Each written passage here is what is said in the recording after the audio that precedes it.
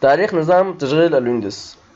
هذا النظام من أشهر أو أبرز أنظمة التشغيل، وهو تابع لشركة مايكروسوفت العالمية.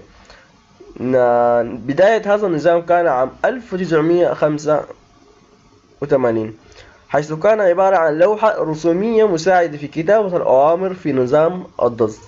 نعم.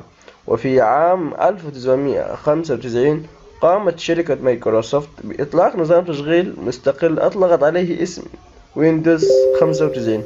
وفي عام 1998 أطلقت الشركة نسخة جديدة من نظام تشغيل أطلقت عليه اسم ويندوز 98، وتم إصدار كثير من إصدارات الويندوز المختلفة بعدها، مثل ويندوز 2000، ويندوز 2003، ويندوز 2007، ويندوز فيزيتا، ويندوز 2008، ويندوز 8، وأخيرا تم إصدار ويندوز 10.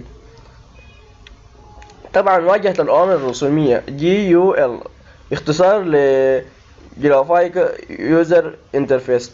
واجهة الأوامر الرسومية تشكل واجهة المستخدم، وتؤمن للمستخدم التفاعل مع الحاسب باستخدام أغراض وصور رسومية غالبا ما تتكون من عناصر التحكم والنوافذ وقوائم منبثقة إضافة لنصوص توجه.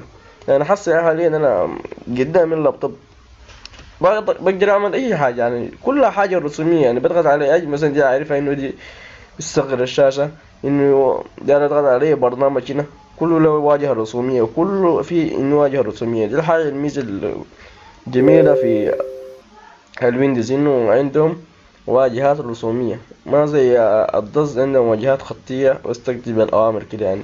لأنه الدوس أسرع من الويندوز، لأنه داك بالأوامر بتنفذ سريع، أما ده يمكن الرسومات دي تستهلك منك رامات، تستهلك منك كهرباء، تستهلك